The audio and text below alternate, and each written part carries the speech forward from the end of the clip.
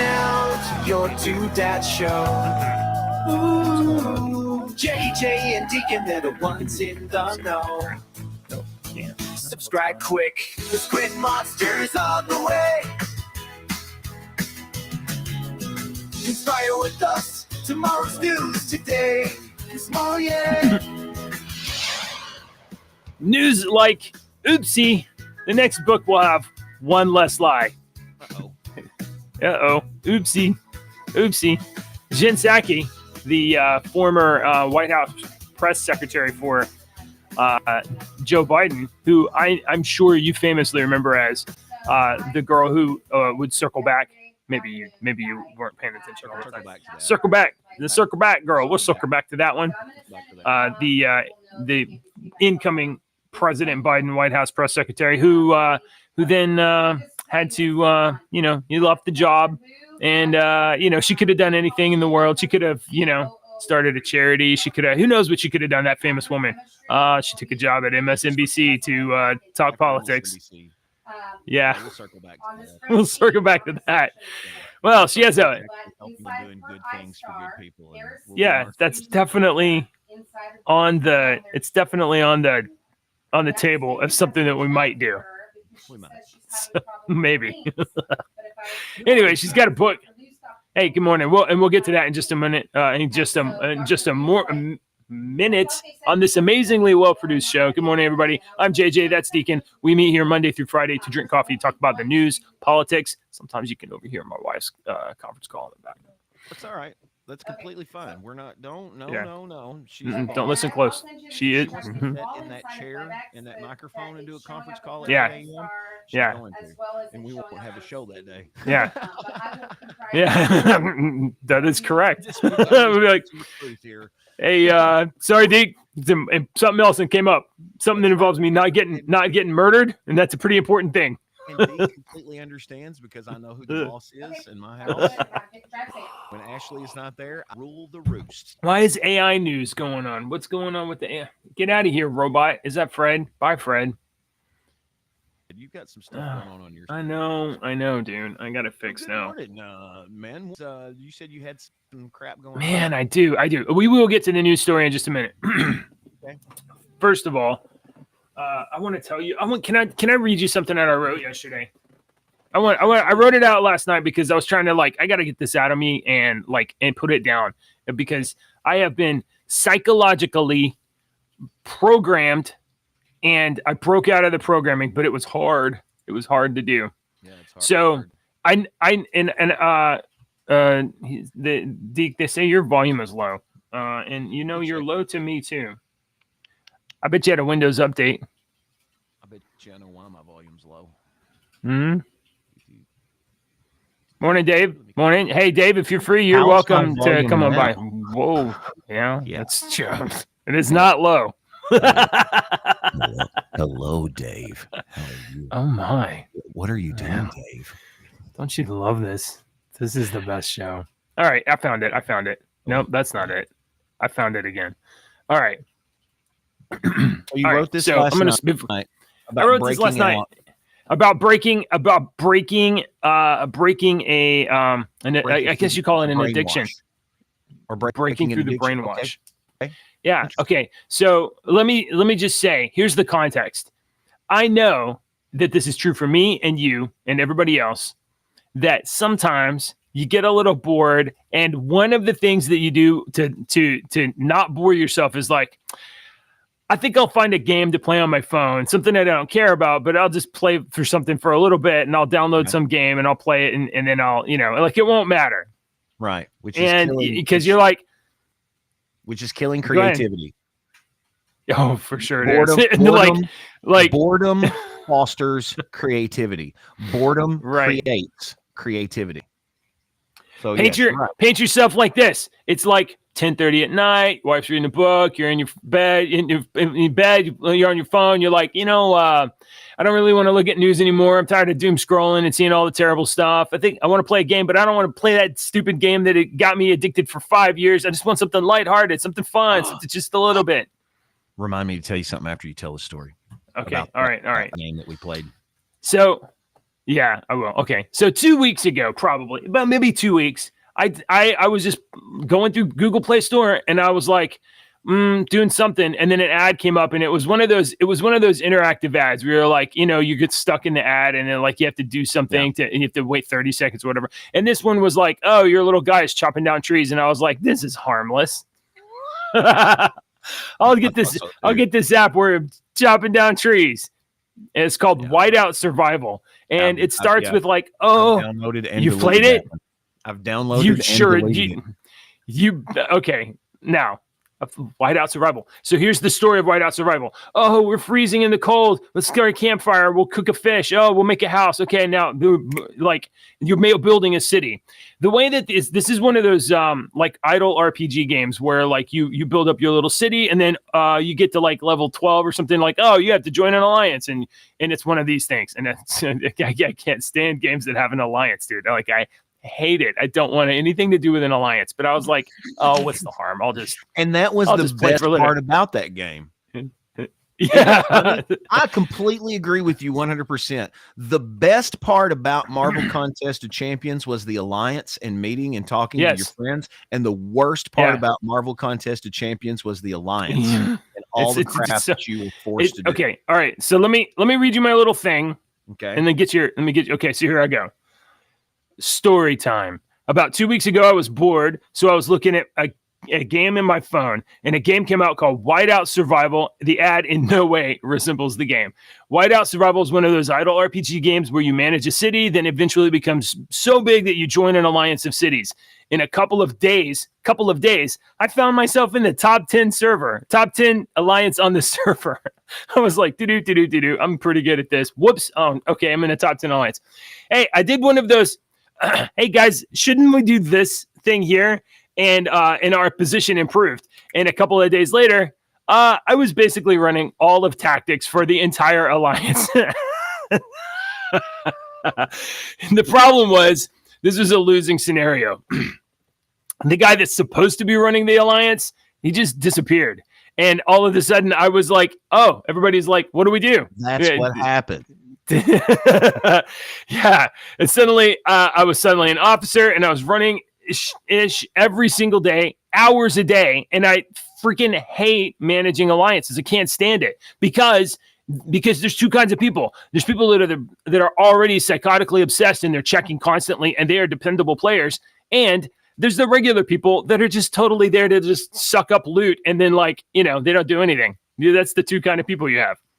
So when things are running okay, you get this perpetual like little dopamine hit, but that's fake as F. Okay, it's fake.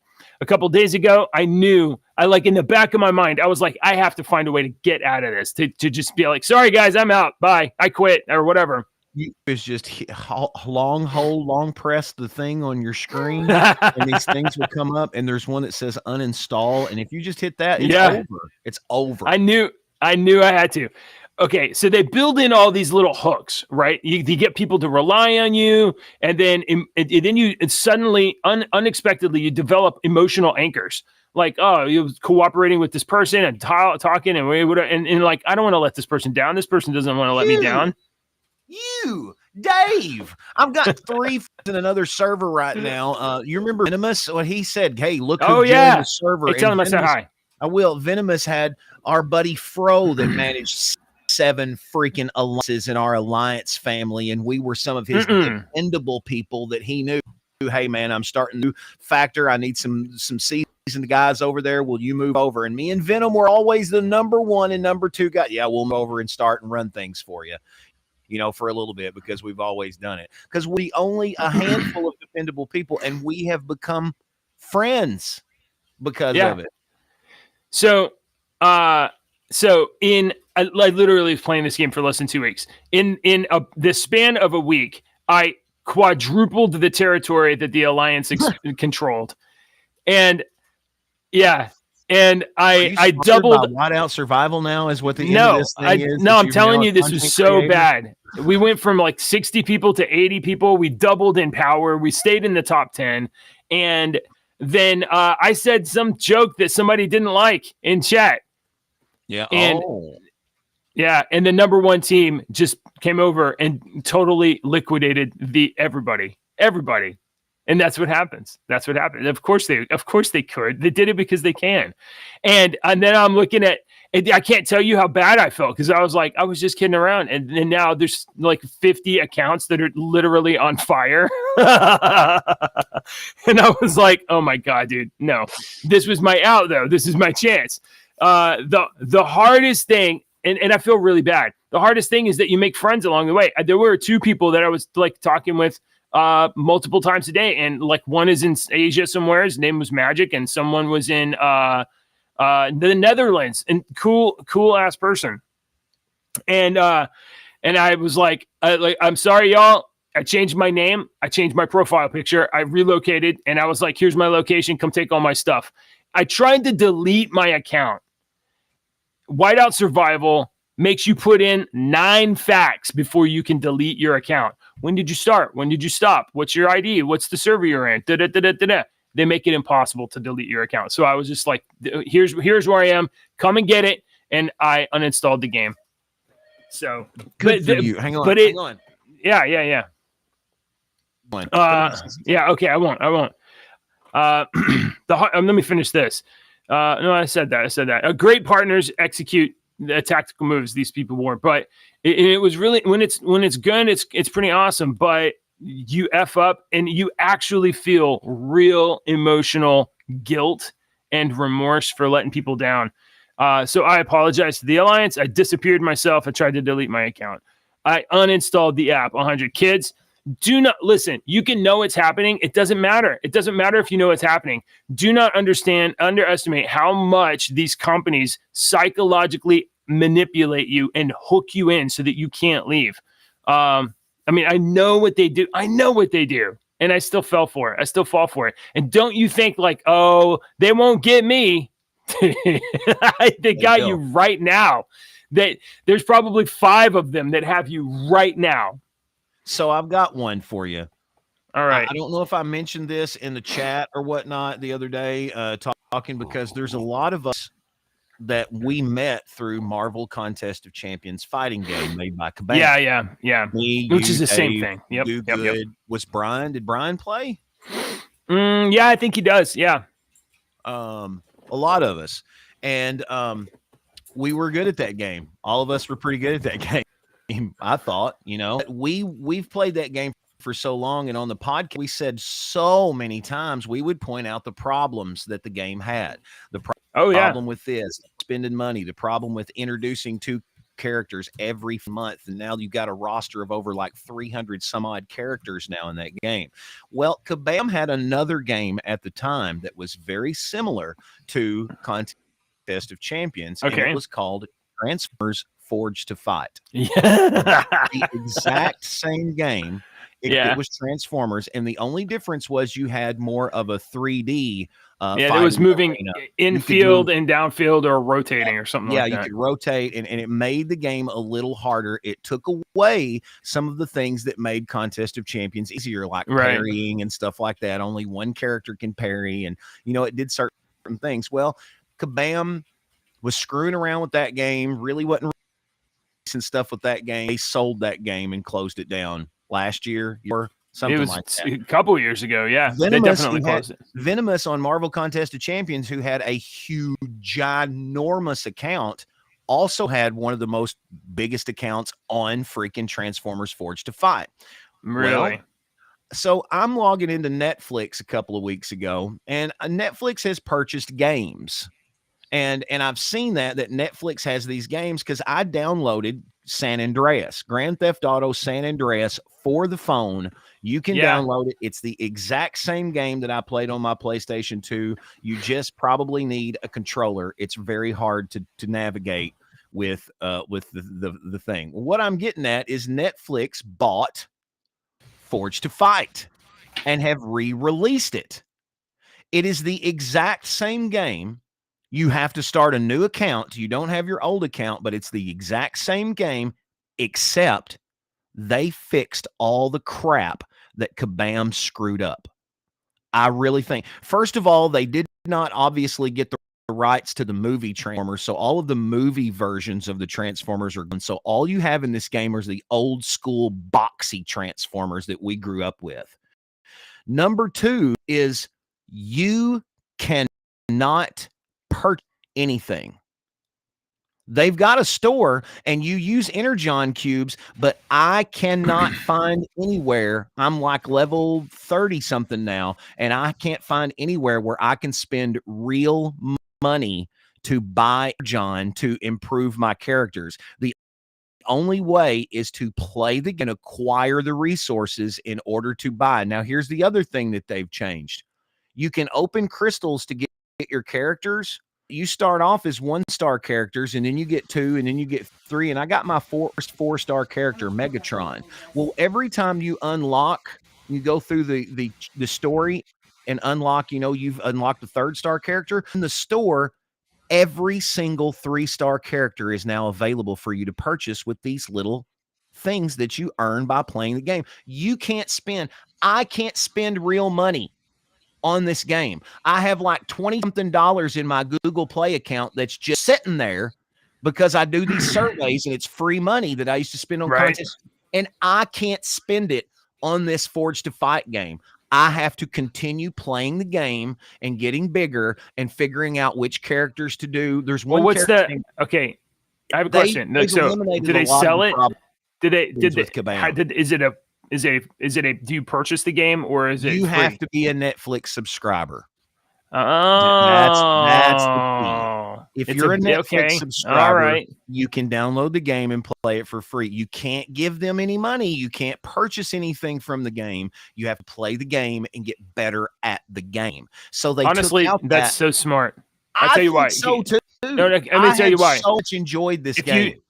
If you do transactions through an app that's distributed in a mobile store, the iOS or Google, they take 30%. They take 30%. This game is just a fringe benefit of your subscription. If you subscribe to Netflix, they get 100%. Yep. So, and it was already mostly developed. They just had to take the code and fix it. It was already, it was. They just took it and fixed it. That's all they did. I mean, that's smart. It's the exact same Forged to Fight. No, look, there's the there's the screen. It's the exact same screen. And there's my Megatron. I got a 4-star Megatron, rank 1, Yeah. It's 1,200. He's 1,210. That's my biggest character. And I can buy another 4-star, but I'm saving my stuff up. And you rank them. So they have improved what Kabam created and screwed up. That's pretty cool. They took out some of the stuff and improved it. So I highly recommend that. Since we were talking about games and we don't have a lot of news this morning, Well, no, I really wanted to talk about like I honestly I feel really deeply bad, and I was like, F this company and this game for making me get like invested. Like, it was cool to talk to these people, but like you're put into an environment where you cannot win. You can't win. They make you pretend you can win, but you can't win. And ultimately you will let some other people down. That's going to happen unless you double, triple down and like, oh geez, I'll put in more time so that I don't let these people down. That's the trick, man. So that is the trick. You're telling me, you're like describing when you were reading that is something that a close family member of mine, that I've had to have like some little talks with a close family member of mine about this exact same subject, because the concern was, hey Dave, the concern is that they were spending a lot of money on this game that was very similar to Whiteout Survival, right? In the clans and taking over. That's very similar, and they were spending a lot of money, but they did not realize how much money they were spending because they didn't look at their thing, and all they did, I only spend $2 or $3 a week. This little 99-cent deal pops up, or this $2.99 deal, or this $4.99 deal. Well, when it's all said and done, they were spending like a car payment a month on this freaking game, and it took somebody to slap them across the face to be like, do you see what you're doing? So if this is man. Hey, morning, Dave. This is Dave right here, folks. I know you know Dave. Hey. Hey, what's up, man? Welcome. Discord. Do you have some thoughts? Yes, I do have thoughts. Okay. I know you're listening. So what's going on? What do you think? I played a Viking clan game a couple of years ago, and I went to delete the account, and oh my word, trying to delete that account, you had a bunch of questions you had to answer, server information, the date of start of play. What the crap? It was ridiculous, and I finally did get the account deleted, but man, it's frustrating. I enjoyed the people. I'm stuck with this company having my information because I'm not installing that phone to go through the delete process. Yeah. Anyway, yeah, it's so terrible, and you know it's all like it's definitely a Chinese game on Chinese servers. Oh, mine was a Russian game. Mine was definitely a Russian game. Oh yeah, I know. There's Russians all over the place, like constantly. Yeah, but you didn't read the terms of agreement when you signed onto the game. Yeah, did you? you just click that little check. I was mark, like, oh, this looks like a harmless little game. No. It was not harmless. It was not harmless. Congratulations to your was it your son?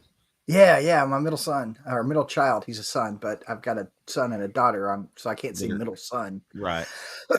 Yeah, my middle child. Yeah, dude, he was an alternate, and we were sweating it because that's a huge flipping deal. We had 6 students from the high school apply, and so far 5 of them have been accepted. The one who was not accepted, my son's girlfriend, she's an alternate. So we're like, nice. I'm super excited. My JJ will get to experience all this in just the 2 blinks of an eye, but my daughter turns 19 on Friday and she graduates high school on Friday.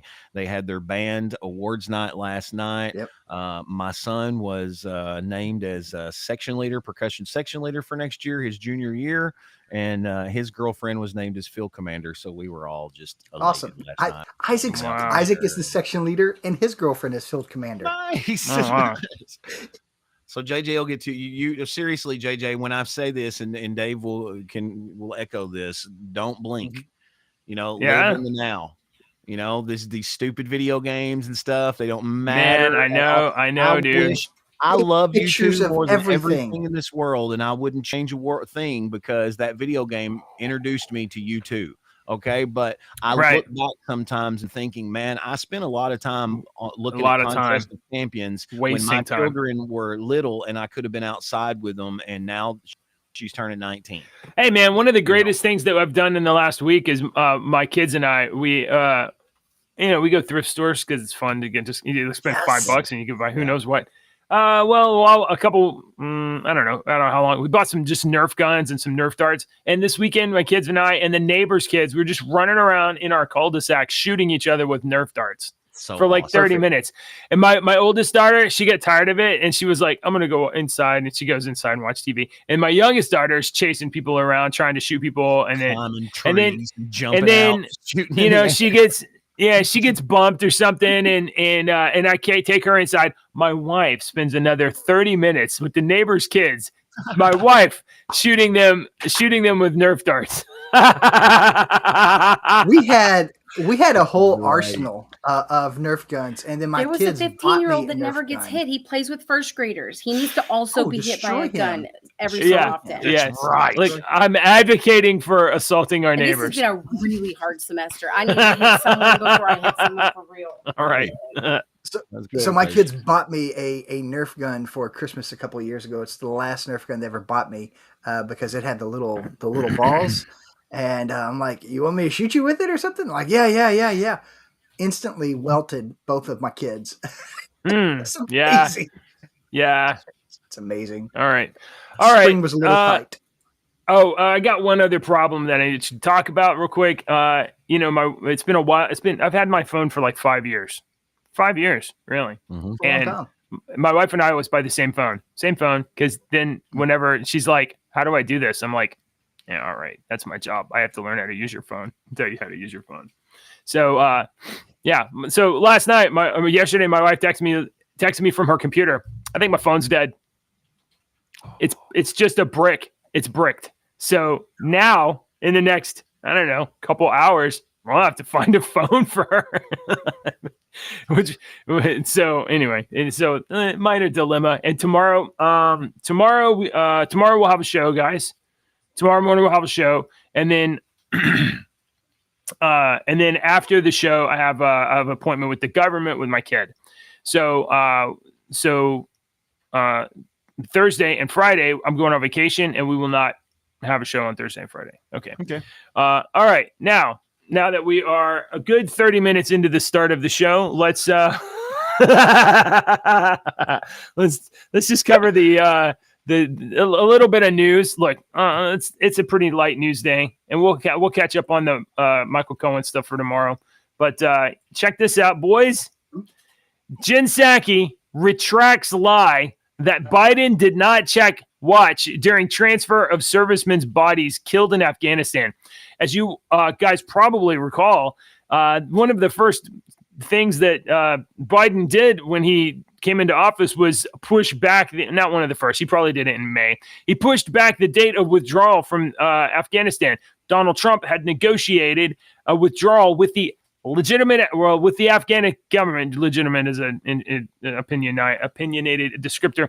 He had negotiated a withdrawal from the Afghan government. And then Joe Biden said, we're not going to do that. We're going to push it back to September for no reason whatsoever, other than he probably wanted it to be like on the anniversary of 9/11.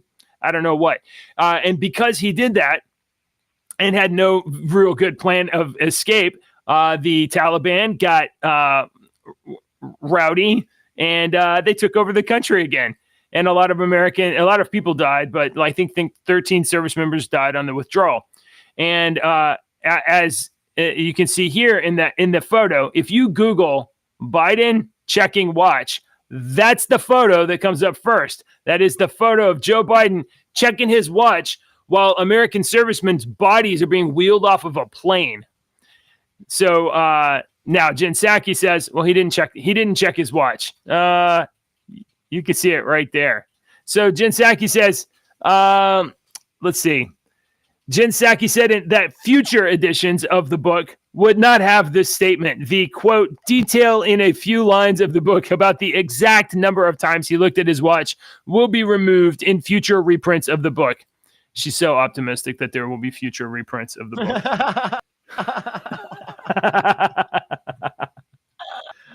Jen Psaki's a liar. Okay. All right. That's the title story. You guys have any thoughts about that?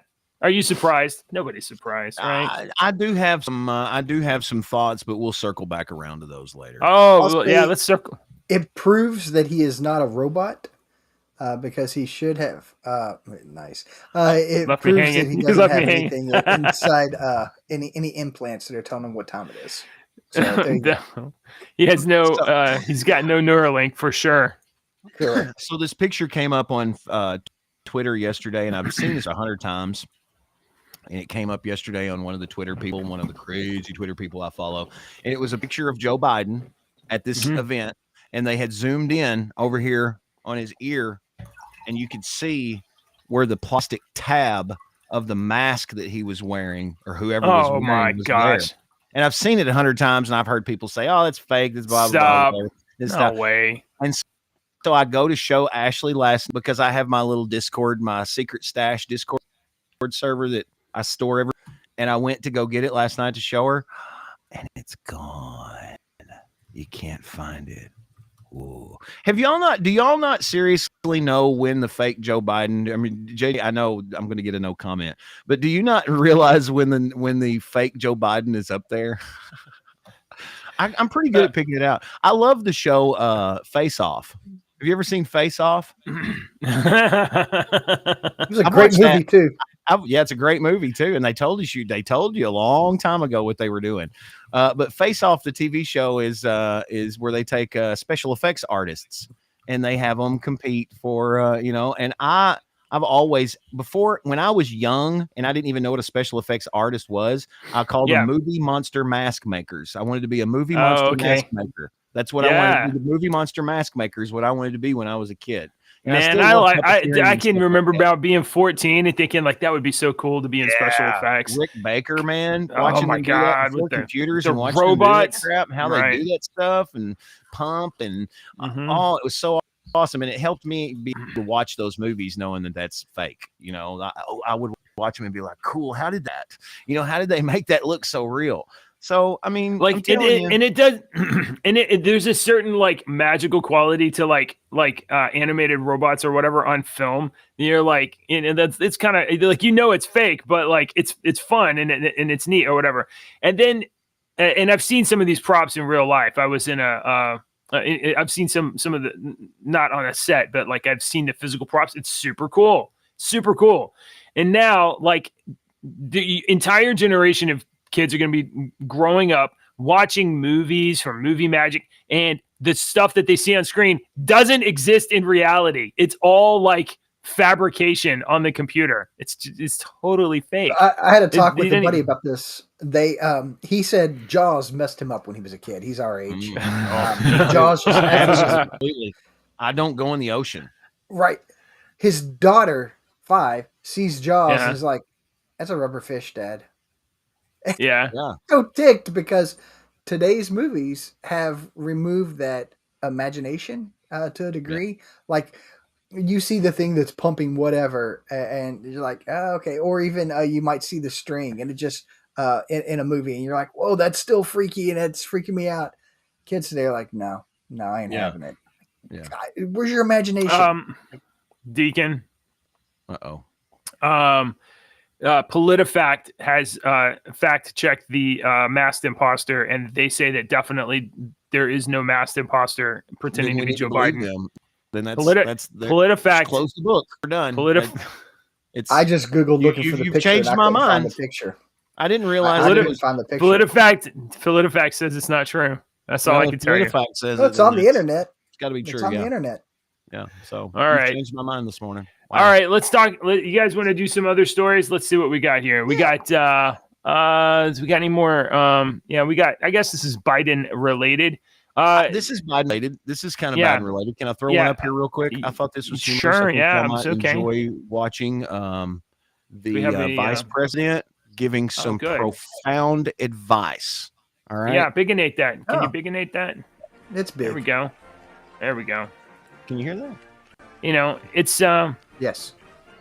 It's graduation season. I'm sure she has some. Breaking barriers does not mean you start on one side of the barrier and you end up on the other side. There's breaking involved. Wait a minute. And when you break things, you get cut. And you may bleed. You may bleed in life. And it is worth it every time. Worth it every time. Every time. Don't ever carry as a personal burden your capacity to do whatever you dream and aspire to do based on other people's limited ability to see who can do what. Oh, okay. This is part of what's involved. Right. Is that we have to know that sometimes people will open the door for you and leave it open. Sometimes they won't. Oh, okay. Right. And then you need to kick that door down.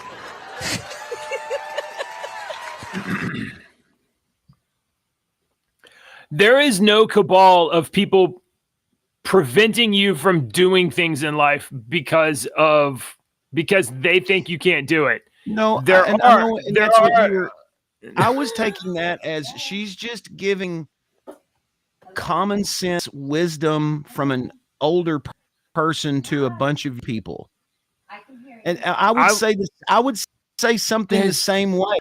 In life, people are going to kick you down. You've got to pull yourself back up. There are people that are going to open doors for you and people that are going to slam them in your face. And when they get slammed in your face, you either have to kick them back open, go to another door. She's giving common sense advice to a bunch of young people who don't understand, that hasn't went through wisdom yet. Joey says, I have something Biden related. Sometimes it's not him, but it looks like him. Oh, does Joey want to join us? He's at work. He can't. Oh, okay. All right, Joey. Man, nothing she said there was profound. And except for this, she is saying, don't let them hold you back, kids. Don't let them there's no them. There's only the marketplace, and you're competing with everybody else for jobs, resources. You're competing for other people that have talent, but they don't. You have good ideas, bad ideas. there's no group of people holding you back. But you see how that is the vestiges of it could be interpreted as the vestiges of brainwashing, because she's saying them and I'm saying them, and if I I'm on this side and I'm keep saying them, you're automatically going to think of a certain way, when them is a blanket term that covers every single human on earth. Yeah, it's a straw man argument. You just create your own enemy, and it's really easy to do. I mean, you can throw out whatever terms you want for your enemy, and you've made up your enemy. And let's kick them down. Let's knock them down. And everybody's gonna be like, heck yeah, dude, they kill babies and they like burn churches down and stuff. Let's get them back. Yep. It is just Kamala Harris, Democrats, whoever, whatever. It is just them concocting the other, whatever that is, so that you can be afraid of the other. And since you are afraid of the other, you better listen to Kamala Harris, because this is just a control technique. She has nothing of value to say. Yes. Every politician does it. They want their enemy, their opponent to be the enemy. Let's fear them. Let's change. Let's. Mm-hmm. All right, let's do some other stories here. We got a little bit of an update on Trump. So I mean, this Trump straight up says, no, let's do. Is it that one? Let me get out of here, Jen Psaki. He ain't supposed to be here. We got a little story here. We got Donald Trump destroys conflicted judge Mercan scam trial, keeping him off the campaign trail. He says there's no fraud here. There's no crime. There is no crime. And we'll do the Cohen story tomorrow, probably. This is 4 weeks of keeping me from not campaigning. It's 4 weeks of keeping him off the campaign trail. Once again, I told Ashley. I don't think it's keeping him off the campaign trail. Nope. He's front page. Yep, absolutely. This is what I know. It's not allowing him. It's not allowing him to go around the country. It's not allowing him to do rallies. It's not allowing people to go in his presence. At this point, I believe this election has the smallest number of undecided voters in the history of the United States election. Most people already know who they're going to vote for, and you cannot change it. It doesn't matter if election trail or not. I said I believe this trial is actually better than him going out and campaigning. He's becoming a martyr to. I'm not even a Trumper. Yeah, I've read where so many Democrats are voting for him. I was talking to our friend last night, and I don't know, a couple days ago. Kind of a funny story, actually. It was I guess it was the day after Mother's. Is Mother's Day Sunday? It was Mother's Day, and she came over. You were talking to them yesterday? What day is today? No, today's Tuesday, dude. Yeah, the day after is Mother's Day. No, I was talking. Yesterday was the day after Mother's Day. Okay. It was Mother's Day. It was Sunday. It was Sunday. It was talking. They came over. They came over after lunch. We all went and had lunch. They came over, and her son had recently gotten married, and our kids were the flower girls and the thing, but we hadn't been able to connect since then and hang out. So she came over, and we had to leave early. So she came over, and we celebrated her kid getting married, and we opened a bottle of bourbon. I think I sent photos in the Kentucky bourbon. Kentucky, man, and it was like good. It was good stuff. It was like a $200 bottle of bourbon that her brother had given her, and we opened it up and we took it out. It was about half full, and we were like, oh, they must have had drank some of it. Her brother and her whatever they celebrated previously. We're just gonna have some of this. No, it turned out that they were sold a bottle of half full whiskey from this plant. How does that go out? Yeah, I don't know, but how do you? But there's nothing you can do about it. So we drank it. It was good. I forgot where I was going with that story. I was going somewhere. Oh no! At that conversation, politics came up. It wasn't me. It was my wife. It's my wife's fault, not mine. And my friend said, I can't believe I'm going to have to hold my nose and vote for this guy. And I was like, do you mean Biden or Trump? I don't know which one you're talking about. She was like, Trump, but I just don't like him. And I said, I guarantee you, if you went to a Trump rally, I haven't been to a Trump rally, but I've watched a lot of them. I guarantee you, if you left your house and went to a Trump rally and went to the event, you would leave not hating Trump. The reason you hate Trump is because all of the messages you get are filtered through media, CNN, if you went to that event, you would laugh, you would have a good time, you would meet nice people, and then all of a sudden you would leave the event with a profoundly changed mind. You wouldn't feel the same way that you feel now, and that is why I'll challenge that. You think so? I'll challenge that because I have met I've never been to a Trump rally, but I've met individuals who have been to a Trump rally, working it, and they left very unimpressed. Really? The term was circus. And this is an individual who'd been to several different rallies. So look, I mean, if you're working an event, it's not. Yeah, true. I mean, if you're working an event, you're there before, after, the whole time. It's a long time, and there's a lot of other speakers, and they're not impressive. But if you're there for Trump, they might have also gotten some FaceTime as well. Oh, really? Okay. Yeah. So, well, what the Democrats are doing with these trials, so they're keeping him from doing events. Everybody else, yeah. Go ahead. Let me tell you why I think you feel good after a Trump event. The energy. Yeah. You have all these people in one place that are feeling good and happy, hitting this energy, and your body picks up on it, and that's why you feel good. I would have a good time. I think Trump is a disgusting human being. He is what he is. All right. No comment. And that is not the way that I choose to live my life. Okay.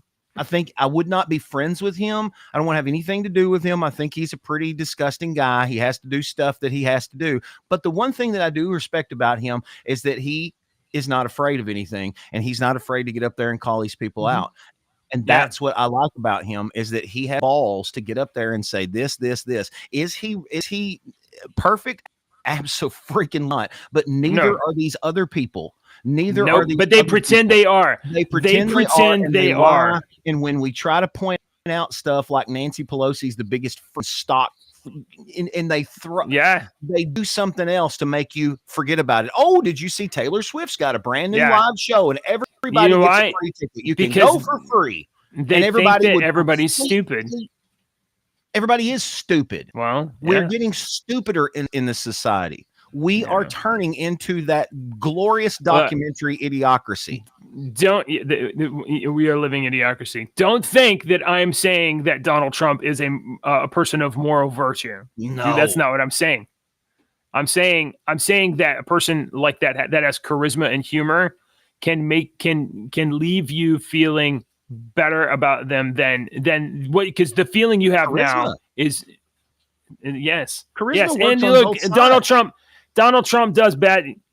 Sure, but point to one Democrat that has great charisma right now. No, I'm just making a point that Lucifer was the most beautiful angel. What'd you say? Kamala Harris, he says. It's got like a bunch of Harris. I don't know what that was. Yeah, I don't know, man. Dave's freaking out. All right. Let's see. You had this story about Dr. Velt. Let's see. Do we have any others? I wanted to point this out just because we had this conversation yesterday off. We were talking about Robert Kennedy, and we just went off on the JFK stuff and whatnot. Well, Dr. Cyril Recht, celebrity pathologist, has died at 93. He was the pathologist that like 3 years after it was like 1967, he was coming out and he was like, one bullet didn't kill him. It had to be a magic bullet. It didn't kill him. The brain is missing, blah, blah, blah. He had all this crap that he come up with. And I mean, it was to the point, I mean, they used it. That's that famous scene in JFK, the magic bullet scene. It come from him, and what he was trying to say his entire life was that one bullet could not have killed John F. Kennedy. So I just thought that was weird. We were talking about that yesterday. Yeah. As a random topic up this morning that guy has passed away at 93. I'm like, oh, okay. Well, let me mention that this morning just because we talked about it. Let me cover this story here. I saw this morning. See what you guys think about this. Louisiana parishioners stop an armed teen from entering a church during a child's first communion. God, that makes my heart go up. That makes my And heart. yeah. My pulse just increased when I saw that children's communion because I didn't see that word earlier. Yeah, children's first communion. That really made my. A 16-year-old male was arrested in Louisiana on Saturday as he attempted to enter this church armed with a rifle. Police were called to the scene of a suspicious person with a gun. Around 48 minutes into the service, a man approached Father Nicholas Dupre and whispered in his ear. Father Dupre told parishioners to sit, and he began praying the Hail Mary. People began looking back and forth of the church, and then the priest and deacon slowly ducked behind the altar. Oh, my God. So the person was confronted by parishioners and escorted outside. And now this is great. It looks like there was a nonviolent solution to this. Mm-hmm. I go to church. You go to church. And I have to say, the stories like this, stories like this are, I'm always look twice at them because a lot of times these kind of things, they don't go well. And we had this conversation at church recently about what would we do after you all saw the video. You all covered that, right? The guy who came at the preacher with the gun and the gun misfired or did not fire. Yeah. I've seen one where an armed good guy took out an armed bad guy in a church. We covered that. We covered that too. Yeah. So they asked what I would do in that situation. I'm like, in the moment, I don't know, but what I think I would do, my training, I'm not going to run after the guy. I'm not going to dodge. But what I'm going to do is I'm going to talk and see if I can stall for just long enough because I know that any given Sunday we have law enforcement who attend church with us. Right. I'm a chaplain for a couple of different departments. So, I mean, we have individuals there that are armed. Your strength is your voice. Like that's the same thing I would do. I would immediately try to start talking to them because I have a silver tongue. Yeah, I have a silver tongue. I can get you out of a situation if you give me long enough. I'm just stalling. Yeah, that's all I'm doing is stalling. Yeah, I don't know if the officer's going to take the shot or knock the guy down or what, but you'll see my hands in like the way I would visualize myself doing is my hands are going to go up and like, hey, you know what? If it's me non-threatening, let's go. Yeah. Let's go outside. Let's do this outside. The church can continue going on here. I will walk with you out there. Everybody stay seated, stay calm. And that's when I'm expecting my buddies to hop in and take care of stuff. Yeah. So one thing is like you got churches that are in rural places and in generally small communities, probably safer. And, rural places also, a lot of people are armed, whether they are or not. So that's kind of one degree. And then you got like churches in larger urban areas where people are less likely to be armed. And there's so many people that either they have law enforcement there, the church either has law enforcement there on Sundays or during services, whatever, for security, or they have to have some other plan. And I know of there's some kind of middle-sized churches that like the member, like the deacons, not the deacons, but like, members of the church that are armed and they have like a certain security programs. And unfortunately, if you're running your church and you don't have police available and you don't have a security program for a contingency, you're awaiting a public disaster. And I don't even know how do you even like begin that conversation at your church? Hey, pastor, I know we have maybe some security guards around here, but what's our plan in case there's violence? I started the conversation as the pastor, as the minister, like the safety of the church, the sacredness of the church is of the utmost importance to me. So I had those conversations with our officers. It needs to come from the top. Yeah. Hey, so one of the things that started off and like Christians have had people that wanted to stop us having church since the beginning of before Christianity. Yeah, sure. It's never gone. I was asked by one member if Christians need to bring guns to church at all.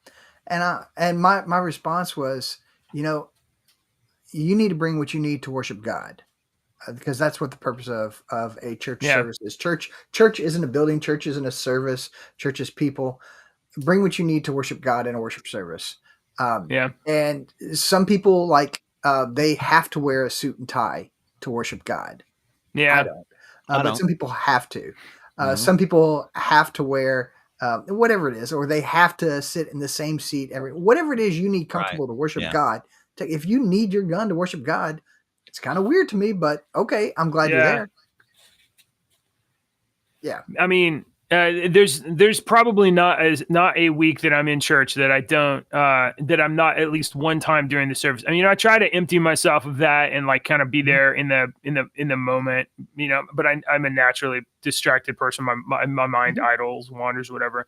But there's not a week probably that goes by that I'm not standing there among the couple hundred people that are in the building too, and I'm doing surveillance of the audience.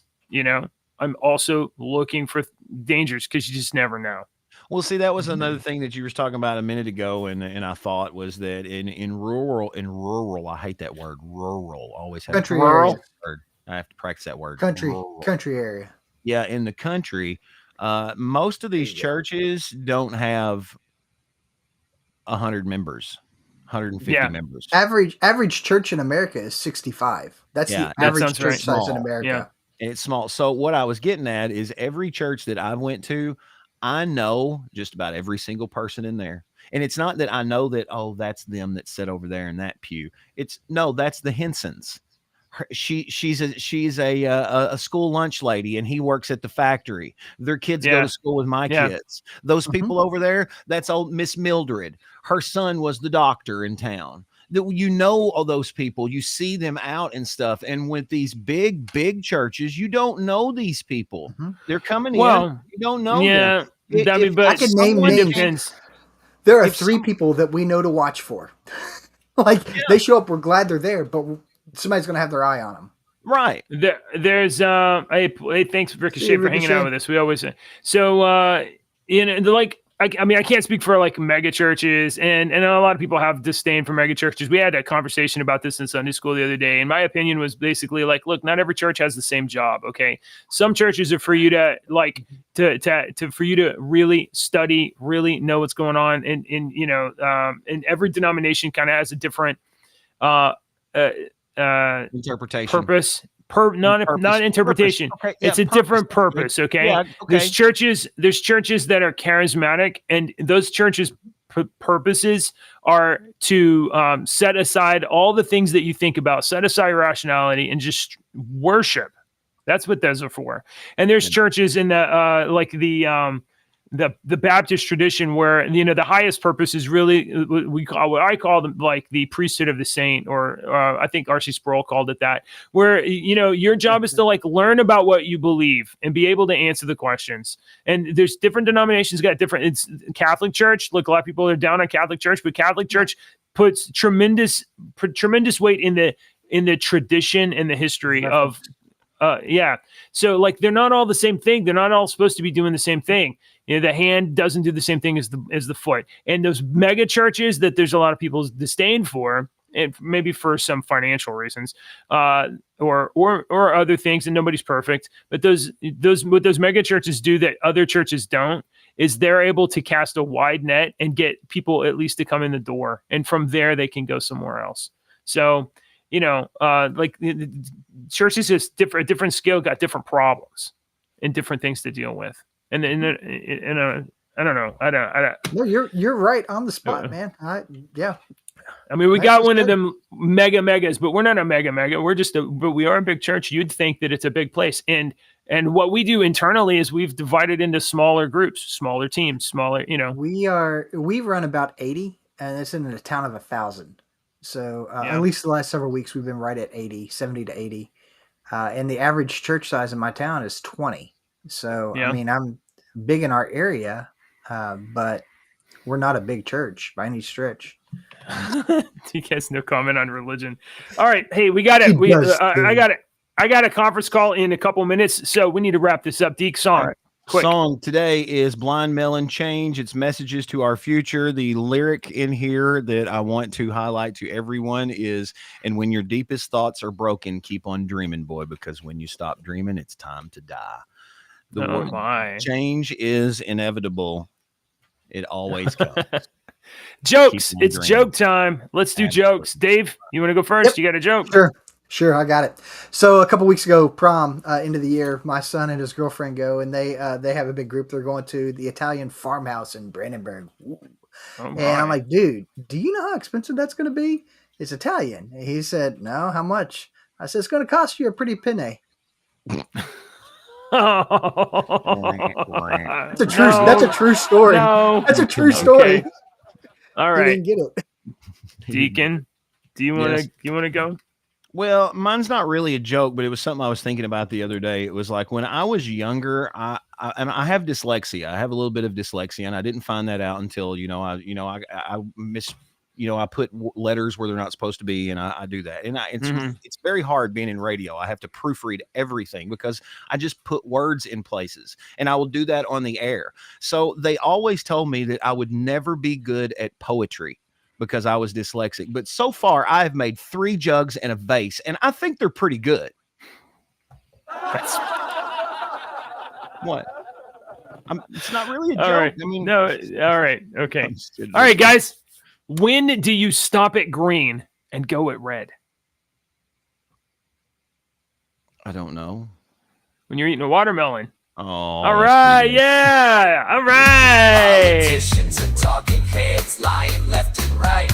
You can help us bring facts. The fake Biden look fake. Light.